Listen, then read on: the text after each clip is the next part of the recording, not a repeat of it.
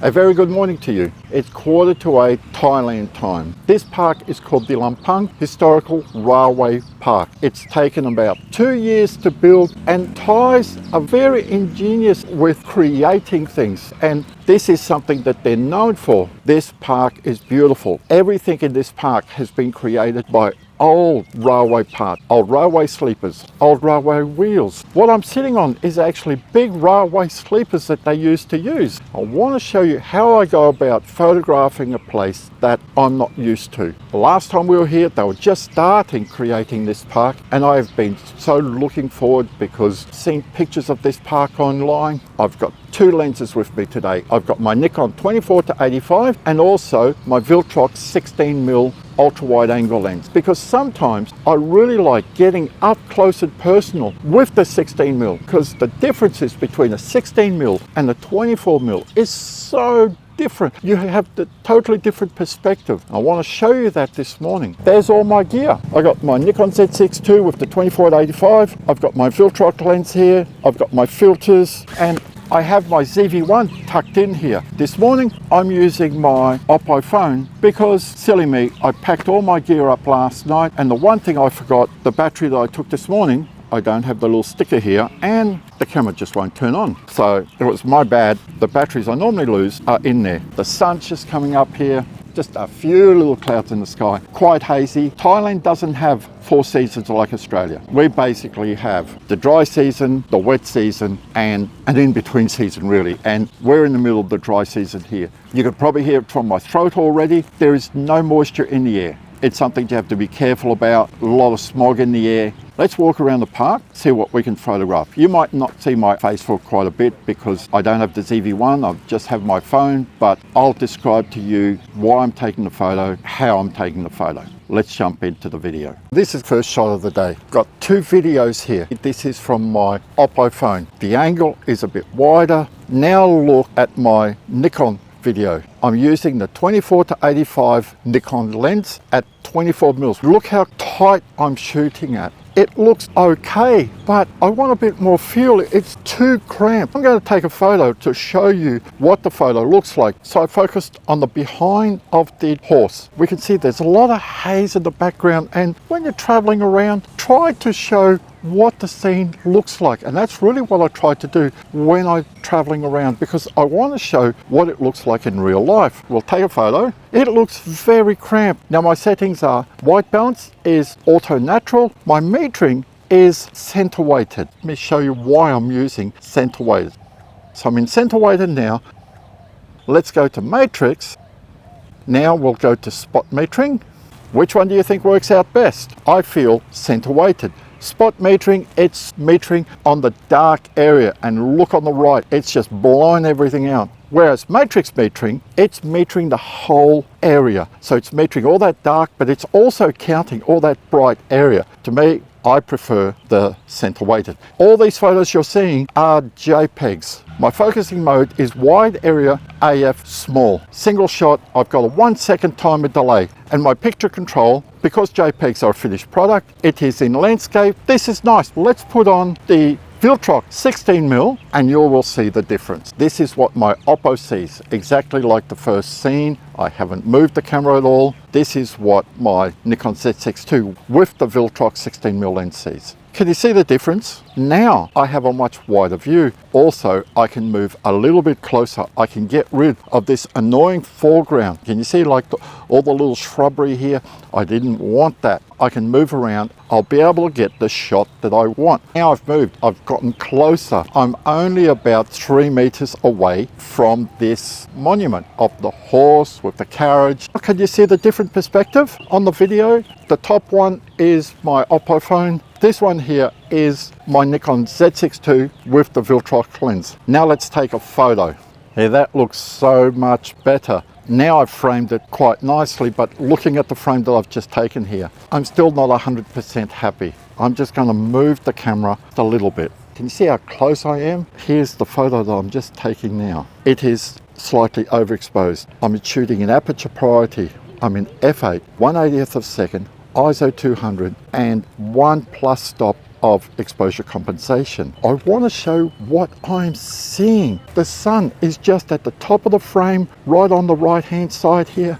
But the local markets are around 200-300 meters from me, right behind the carriage. Not only is the sun causing me issues here, but there is so much smoke. And a lot of what you're seeing here is smoke haze. And this is what this video is about. I want to show you what I'm seeing. When we're traveling, travel photography is so different than just going to a place where it's just picture perfect. Is this picture perfect? No. But what does it tell you about where I am? It's telling you I've got a very bright sky. I've got a lot of haze to deal with. Well, include that in your photo. Let's go find another spot that depicts this historical railway park. So here's my next composition. Can you guess what's wrong with it? I'm just looking through the viewfinder here this morning, but you've really got to look at your outer edges. When I first set this up, I thought like, yeah, it was really good. The reason I really like this composition is I've got these old railway lines in this historical park. They're just coming in from the right hand side here. Look, they're just coming in and they're drawing your eye to the bridge in the background here. But look at this path right to my left here. To me, it's a distraction. What do I really want in this photo? I just want to highlight the park. I've got people walking around the path here. I don't want this. So this is what the photo looks like. Now I'm going to move it slightly to the right. Now remember, my phone isn't showing you exactly what I'm taking photos of. Let's take another photo. Remember, I'm still in aperture priority. So this is the first photo. Look, you can see the path. There's somebody walking around the path. It's a bit of a distraction. I've moved slightly. And looks like I've just moved a little bit too far. Let's take another photo. Now, let's look at these three photos. So this is the first photo. You can see there's somebody walking along the path, very well framed. I've got the railway tracks coming in from the right hand side. This was the next photo that I took. Remember, these are JPEGs. I really don't want to crop my photos here. I've got this tree just on the right hand side. Remember just to keep a very close eye on your framing. Yes, I can crop a little bit, but why crop when just a little bit of movement can get you the perfect shot? Now I've just moved slightly back again to the left. I've just got a little bit of this path here. Now I have got the perfect image that I like. I've got the railway tracks coming in from the bottom. I've got the sky. There's just a couple of clouds coming into the sky here. And when you're taking photos with JPEGs, this is something you've got to remember. Your camera is your friend, but it can also be your enemy. This is where your picture profiles come in. When you first buy them, just in flat or in natural, you don't want that if you're photographing JPEGs. You want to show what you see. You want to show like what you'd like to edit in. Here, I don't choose vivid. Vivid would just oversaturate, would give it too much contrast. Landscape profile is perfect for here. And all I've done is just added a little bit of contrast, add a little bit of sharpness, add a little bit of saturation, and look at the photo. No need to edit. Imagine if I was traveling through Southeast Asia for a couple of months. Do I really want to go back home? If I'm a traveler, not a professional photographer, remember that. If you're just traveling around and you're taking, a couple of hundred or even 1,000 photos, you really want to go through and edit all these photos? Of course you don't. Now let's see if I can find one more place, because it's 8:45. I'm supposed to be meeting some relatives around 9:30. They're taking me out. So let's just find one more spot. And I think we're just going to move a little bit up here. I want to get a picture of the bridge. So let's go and do that. Look how the sky's changed. I'm shooting away from the sun. Let's go back to the first shot that I took of the horse and carriage sculpture. Can you see how harsh it was? Now look at this one here. Can you see how different it is? I've got the sun at my back. When I first came here, I couldn't have taken this shot. The sun was too low. The blue sky that you're seeing now wasn't around. It was just haze. Let me know in the comments, what do you think? I can see the bridge. There's this walkway here in front of me. What I really wanted to do was highlight the walkway. It's nice having this tree on the right here. On my Oppo phone, you can see all this tree on the left, but on the camera here, I've cut the tree a little bit. I wanted to highlight the path that's in front of me here, because I've got concrete edges and I've got old railway sleepers leading to it. I'm going to move the camera back to where I wanted. I really wanted to highlight the path and also get the railway bridge. Now look at my scene. Well, let's take a photo and you'll see the difference. So here's the first photo in the position before. Now look at the difference. Now can you see the path? When we're photographing paths like this, can you see that the path leads into my frame? If this path here had lent the other way, there's no way I'd be right here, because you don't want the viewer's eye to be going away from it. You want them to lead you into the subject. I've got the concrete edges here. It's just flowing here. Can you see that? It's just moving around. And I've got the railway sleepers here just moving around, leading to the bridge. It's beautiful. But I can see on my photo here, I've just got the edges of this tree here on the left. So let's try to move it just a little bit. Let's take another photo. Okay, let's look at the difference. So this was the first photo. Look right on the left, just above the bridge. Can you see that tree hanging around? What I can see here, it's just a slight direct distraction here. It's just got these framing here, the steel. So my only option is to move the camera. So this is the best I can do. I am happy with this one here. I've got this shrub on the bottom. I'm going just to crop this one just that little bit, just to get rid of the sculpture. Here's the cropped version of this photo.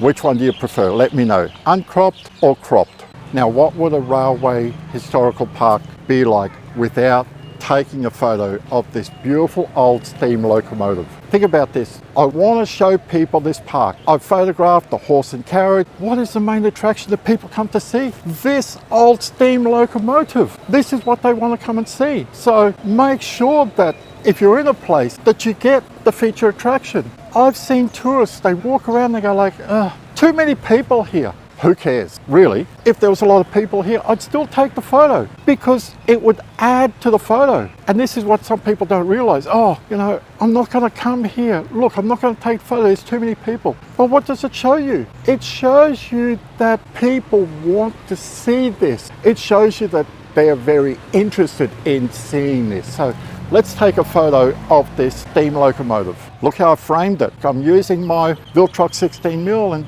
there's no way I could take photos with the Nikon 24-85. I just couldn't fit all this in. I'd be so far back, and then there's so much distraction. I'm up close and personal to this. What are my settings? 1/20th of a second, f11, ISO 200, zero exposure compensation. What would happen if I tried to darken the sky a little bit? Now I'm at -1. I don't see anything. So let's go back and bring out some of the highlights. Now my exposure compensation is +0.3. I've blown out the sky a bit. Doesn't worry me right here. Now what happens if I got rid of all the highlights in the sky? So now this photo that you're seeing is at -1.7 to get rid of all the blown highlights in the sky. Great, I've got a beautiful sky. What's my foreground? It is so dark. I much prefer this photo here. Got blown highlights, doesn't really worry me. I really like this photo. Well, that's a wrap for me this morning. I've enjoyed walking around the Railway Historical Park here. Hope you enjoyed the photos. I hope you've gotten something out of this video of how to take photos when you're traveling. That you've just got to go with the flow. If there's people that walk into your photos, well, as they say here in Thailand, mapadrai, never mind, just wait a little bit. And if they stay in your photo, well, you just take a photo. Remember that they're travel photos. So if you've got other people in the photos, that's just part of life. Thanks for watching. If you enjoyed the video, give it a big thumbs up. Haven't subscribed to my channel, please do. I've enjoyed using the Photo Pro Origin travel tripod here. This is the height that all the photos were taken. I didn't want to shoot too low. I'll see you next time.